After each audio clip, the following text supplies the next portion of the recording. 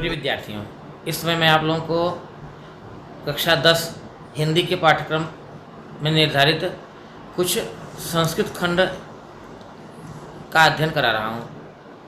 अभी तक मैंने आपको 2 पाठों का हिंदी में अनुवाद बताया। पहला पाठ था आपका वाराणसी, दूसरा पाठ था भारतीय संस्कृति। और आज मैं तीसरा और अंतिम पाठ लेके आपके सम्मुख उपस्थित हुआ हूँ। पाठ का नाम है जीवन सूत्राणी। जैसा आपको पता है, हमने पाठ्यक्रम में पहले आपको बताया कि कोविड-19 के प्रभाव के कारण कुछ पाठों को कम कर दिया गया है। अब आपको संस्कृत खंड के अंतर्गत केवल 3 पाठों का ही अध्ययन करना है। तो आइए देखते हैं जीवन सूत्राणी पाठ की कुछ खास बातें और इस पाठ में आपके लिए क्या उपयोगी है। जीवन सूत्राणी, जैसा पाठ के नाम से ये स्पष्ट है, यानी जीवन से संबंधित कुछ सूत्र यानी ऐसी चीज़ें जो आपके जीवन में अत्यंत उपयोगी सिद्ध हो सकती हैं। प्रिय विद्यार्थियों, यह पाठ महाभारत के वन पर्व से लिया गया है। महाभारत में द्यूत क्रीड़ा के पश्चात पांडवों को 12 वर्ष का वनवास तथा 1 वर्ष का अज्ञातवास दिया गया था। उस वनवास के दौरान जंगल में विचरण करते समय पांडवों को प्यास लग जाती है और पानी के लिए सबसे छोटे भाई सहदेव को भेजा जाता है। सहदेव पानी लेने जाते हैं। एक जलाशय उनको दिखाई पड़ता है। जलाशय में जैसे ही पानी लेने का प्रयत्न करते हैं, वहाँ से उसके रक्षक की आवाज़ आती है। वह रक्षक अदृश्य रूप में उनसे आवाज़ लगाता है, कहता है कि मैं यक्ष हूँ, पहले मेरे प्रश्नों का उत्तर दो, तत्पश्चात पानी लो। परंतु सहदेव उसकी बात को अनसुना कर देते हैं और जल लेने लगते हैं। जैसे ही जल में हाथ लगाते हैं, वैसे ही वो अचेत हो जाते हैं और वहीं पर ज़मीन पर गिर जाते हैं। इसके पश्चात नकुल, अर्जुन तथा भीम सभी भाई आते हैं बारी बारी से और सब वही गलती करते हैं और पानी लेने से पहले यक्ष के प्रश्नों का उत्तर नहीं देते हैं और यक्ष के कारण शापित हो जाते हैं और वो बेहोश हो जाते हैं। ये बातें सुनकर सोच करके कि अभी तक वो लोग लौटे क्यों नहीं, युधिष्ठिर को चिंता होती है। अंत में युधिष्ठिर ही आते हैं स्वयं जल लेने के लिए और देखते हैं कि उनके चारों भाई मूर्छित अवस्था या कहिए कि मृत अवस्था में ज़मीन पर पड़े हुए हैं। पुनः वही आवाज़ आती है कि हे युधिष्ठिर, पहले आप मेरे प्रश्नों का उत्तर दीजिए, तत्पश्चात जलाशय से जल ग्रहण करिए। युधिष्ठिर ने यक्ष की बातों को बड़े ध्यान से सुना और कहा, ठीक है, आप प्रश्न पूछिए, मैं उसका जवाब दूंगा। तो इसमें यक्ष के द्वारा पूछा गया प्रश्न और युधिष्ठिर के द्वारा दिया गया जवाब, उत्तर, इन दोनों का समावेश किया गया है। तो आइए देखते हैं इस पाठ में क्या खास बातें हैं। आपको विगत पाठों की भांति इसका भी संदर्भ बना लेना है। पहले संकेत बना लेंगे, संकेत में शुरू के 2 शब्द ले लेंगे और अंत के 2 शब्द, ऐसे ही दोनों श्लोकों में कर लेंगे। जहाँ जहाँ जैसा जैसा प्रसंग आएगा उसके साथ करते चले जाएंगे। फिर इसका संदर्भ लिखेंगे। प्रस्तुत श्लोक हमारी पाठ्यपुस्तक संस्कृत परिचायिका के जीवन सूत्राणी नामक पाठ से लिया गया है। यहाँ आपको 1 नंबर इसके मिल जाएंगे संदर्भ के। अब आइए देखते हैं इसका हिंदी में अनुवाद। अनुवाद के लिए आपको 3 अंक निर्धारित किए गए हैं। यक्ष युधिष्ठिर से पूछते हैं, किम स्विद गुरुतरा भूमे, किम स्विद उच्चतरम च खात, किम स्विद शीघ्रतरम वातात, किम स्विद बहुतरम तृणात्। यक्ष पूछते हैं कि हे युधिष्ठिर, माँ से भारी स्थान किसका है, अर्थात दया, सहनशीलता इत्यादि में माँ से भारी कौन है।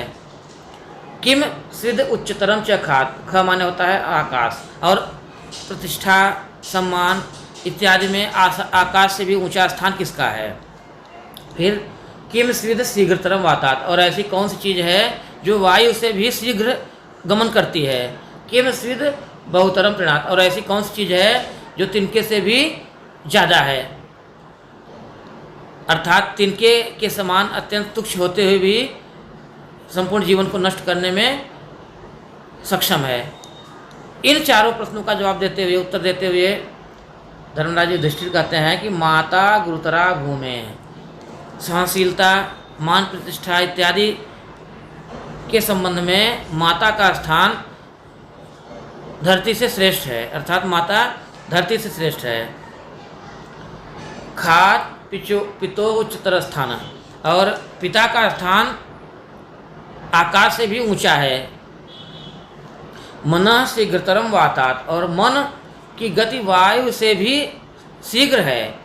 और आगे है चिंता बहुतरी तृणात्, और चिंता अगर तिनके के समान अत्यंत सूक्ष्म रूप में भी आपके हृदय में, आपके मन में प्रवेश करती है तो निश्चित तौर पे आपका पूरा जीवन नष्ट करने में वो सक्षम है। अर्थात अत्यंत तुच्छ छोटी सी चिंता भी आपके जीवन को कष्टमय बना सकती है। इस प्रकार से यह इनके चारों प्रश्नों के उत्तर रहे।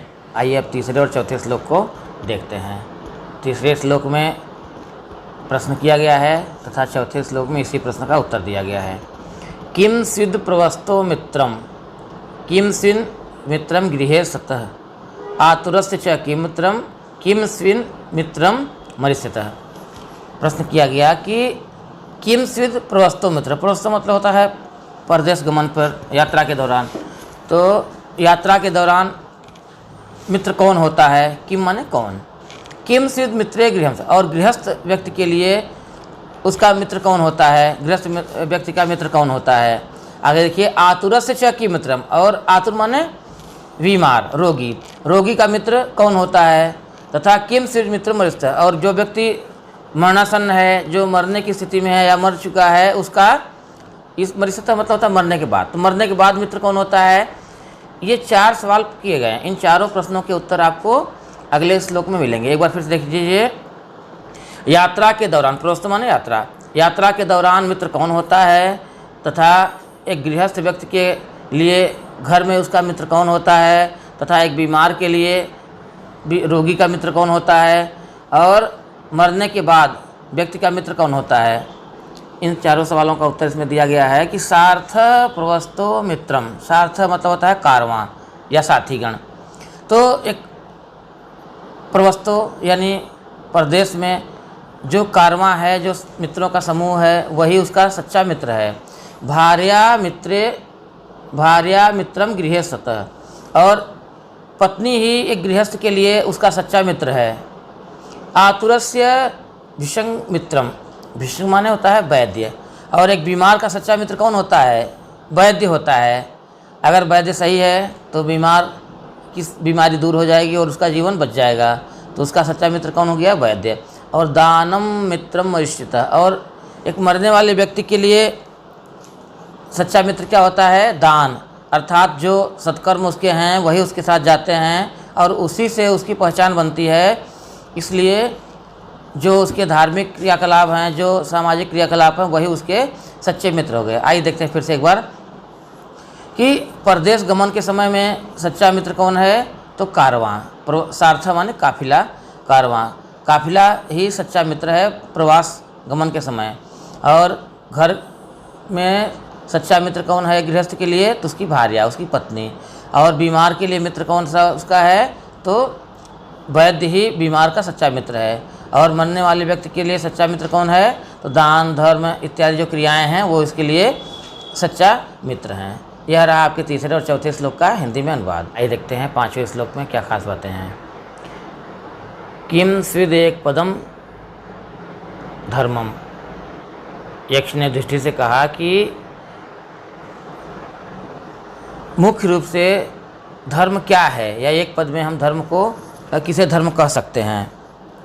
किम स्विद एक पदम, एक पदम से तात्पर्य है कि मुख्य स्थान, या धर्म का मुख्य स्थान क्या है, या मुख्य रूप से हम किसे धर्म कह सकते हैं। फिर आगे देखिए, किम स्विद एक पदम यशः, और मुख्य रूप से हम यश किसे कह सकते हैं, या यश का मुख्य स्थान क्या है। किम स्विद एक पदम स्वर्गम, और हम मुख्य रूप से स्वर्ग किसे कह सकते हैं। किम स्विद एक पदम सुखम, और अगर हम मुख्य रूप से सुख की परिभाषा देना चाहें तो किसे हम सुख कह सकते हैं। इसमें 4 प्रश्न पूछे गए कि एक पद के रूप में हम धर्म को परिभाषित करना चाहेंगे तो धर्म क्या है, किसे कह सकते हैं। या मुख्य रूप से अगर हम पूछें यश किसे कहते हैं, तो एक पद के रूप में आप अगर इसको व्याख्यायित करेंगे तो क्या हो सकता है। और स्वर्ग, स्वर्ग किसे कहते हैं, एक पद में अगर इसको व्याख्यायित करेंगे, मुख्य रूप से व्याख्यायित करेंगे तो क्या होगा। आगे है लास्ट में कि सुख की परिभाषा अगर हम देंगे तो एक पद में सुख किसे कहते हैं उसका इसमें ये प्रश्न दिए गए हैं, इन प्रश्नों का अब इसमें युधिष्ठिर द्वारा उत्तर दिया जाएगा। आगे देखिए क्या लिखा है। दाक्ष्यम एक पदम धर्म्यम। देखिए धर्म क्या है? दाक्षिण्य, दाक्षता। अब दाक्षिण्य क्या है? अपने पद का अभिमान न करना, सबको एक साथ लेकर चलना, ये सारी चीज़ें दाक्षिण्य के अंतर्गत आती हैं। जैसे जो राजा होते हैं, जो प्रभुत्व संपन्न होते हैं, उनको उपदेश के तौर पर ये कहा जाता है कि दाक्षिण्यता अपनाइए, अर्थात अपने जो सेवक इत्यादि हैं उनका अपमान न करें, उनको भी समान दर्जा दिया जाए, समान महत्व दिया जाए। ये सारी चीज़ें दाक्षिण्यता के अंतर्गत आती हैं। तो धर्म क्या हो गया? दाक्षिण्य। दानम एक पदम यशम। और यश क्या है? दान। दान में केवल धन दान नहीं है, आप बुद्धि दान भी कर सकते हैं, किसी को प्रतिष्ठा प्रदान करना, यह भी एक प्रकार का दान है। अर्थात समाज में सबको बराबर इज्जत देना और धन इत्यादि से समस्याओं का समाधान करना, ये सब दान के अंतर्गत आता है। आगे देखिए स्वर्ग क्या है? तो इसका उत्तर इन्होंने दिया सत्यम एक पदम स्वर्गम। संसार में जो स्वर्ग की कल्पना की गई है, स्वर्ग में ऐसा कहा जाता है कि कोई झूठ नहीं बोलता है, अर्थात हर व्यक्ति के अंतर्गत सत्यता विद्यमान होती है। और सत्य क्या होता है? त्रिकाला बाधित होता है। सत्य का कभी भी अभाव नहीं होता है, वर्तमान, भूत और भविष्य में, तीनों कालों में सत्य एक जैसे बना रहता है। तो इसलिए धर्म क्या है? स्वर्ग क्या है? सत्य। आगे देखिए इन्होंने कहा सुख किसे कह सकते हैं? लिखा है शीलम एक पदम सुखम। ये शील शब्द बड़े ही गंभीर अर्थ को लिए हुए है। शील के अंतर्गत व्यक्ति के स्वभाव की संपूर्ण विशेषताएं निहित हो जाती हैं। जैसे हमारे साथ समस्या क्या है कि कोई व्यक्ति जरा सा भी कोई लाभ की बात हुई तो तुरंत प्रसन्न हो जाता है, हानि की बात हुई तुरंत दुखी हो जाता है। इन्होंने कहा कि सुख दुख में समभाव रखना यही शील है, और यही शील उसके सुख का आधार है, सुख का मुख्य कारण है। क्योंकि जब हम ज़्यादा प्रसन्न होंगे तो निश्चित तौर पे ज़्यादा दुखी भी होंगे। इसलिए शील ही एक पद में सुख का आधार है, ऐसा शील को ही हम सुख कह सकते हैं। यह रहा आपके 5वें और 6ठे श्लोक का हिंदी में अनुवाद। अब हम 7वें और 8वें श्लोक का हिंदी में अनुवाद समझाएंगे आपको। तो आइए देखते हैं। 7वें श्लोक में प्रश्न किया गया है यक्ष के द्वारा, और 8वें श्लोक में युधिष्ठिर के द्वारा उनका उत्तर दिया गया है। यक्ष पूछते हैं युधिष्ठिर से, धान्या नाम उत्तमम किम स्विद। हे युधिष्ठिर, अनाजों में, अन्नों में सबसे उत्तम अन्न कौन सा है? फिर धना नाम स्यात् किम उत्तम। और सभी धनों में श्रेष्ठ धन कौन सा है? उत्तम धन कौन सा है? तीसरे सवाल के रूप में पूछा गया लाभा नाम उत्तमम किम। और श्रेष्ठ लाभ क्या है? उत्तम लाभ क्या है? किसे हम कह सकते हैं कि यह सर्वश्रेष्ठ लाभ है? और अंत में है सुखा नाम स्यात् किम उत्तमम। और सुखों में उत्तम सुख किसे कह सकते हैं? श्रेष्ठ सुख किसे कह सकते हैं? आइए देखते हैं।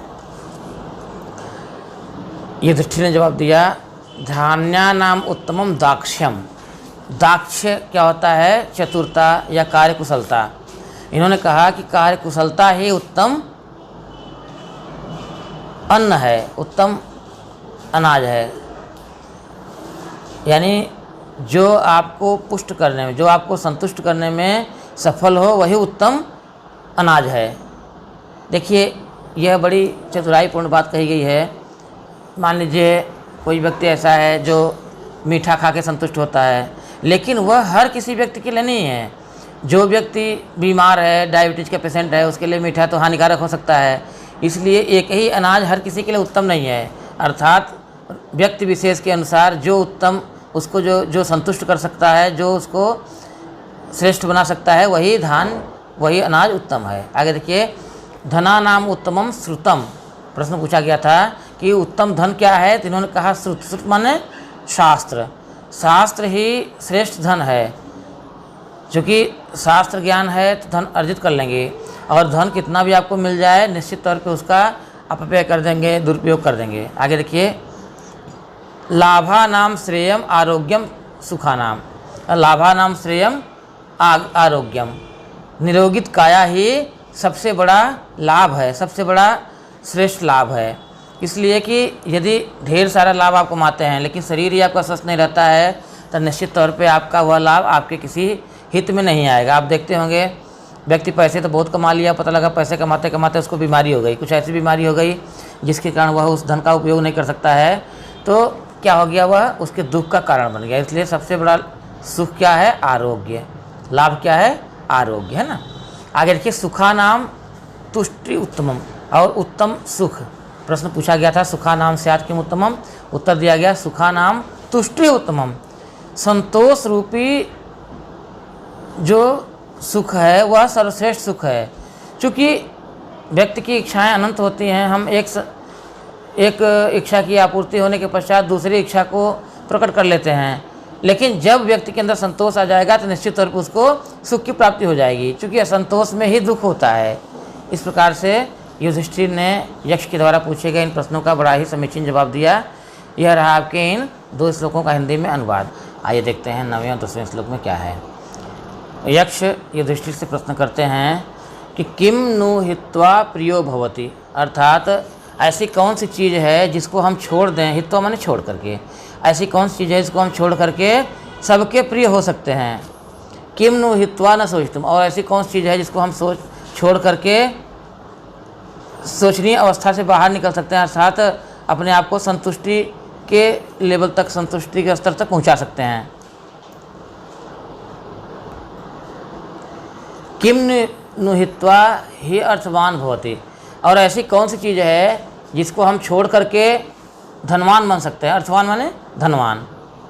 किम नु हित्वा सुखी भवत, ऐसी कौन सी चीज़ है जिसको छोड़ करके हम सुखी हो सकते हैं। इन चारों सवालों का जवाब देते हुए यहाँ पर युधिष्ठिर ने कहा मानम हित्वा प्रियो भवति, मान मीन्स अभिमान, घमंड। युधिष्ठिर ने कहा कि व्यक्ति यदि अपना अभिमान छोड़ दे तो सबका प्रिय हो सकता है। अभिमान के कारण ही व्यक्ति और व्यक्ति में दूरी बन जाती है, इसलिए अभिमान छोड़ करके हम सबके प्रिय हो सकते हैं। क्रोधम हित्वा न सोचतीम, और यदि हम क्रोध को छोड़ दें तो निश्चित तौर पे हमारी जो सोचनीय स्थिति है, जो हमारी दुर्गति है, वह नहीं होगी। क्रोध से ही व्यक्ति दुर्गति की अवस्था को प्राप्त करता है। क्रोध में किया गया निर्णय उसको दुख दिलाता है। आगे देखिए, कामम हित्वा अर्थवानम भवति, और बहुत बढ़िया बात बताई, कामनाएं। देखिए, हर एक व्यक्ति के मन में कामनाएं होती हैं वस्तुओं को प्राप्त करने की, और जब एक वस्तु को प्राप्त कर लेते हैं, फिर दूसरे वस्तु की कामना मन में हो जाती है। तो इस प्रकार से ऐसे लगता है कि हम अभी भी गरीब ही बने हुए हैं, यानी मन में कभी संतुष्टि की भावना आती नहीं है।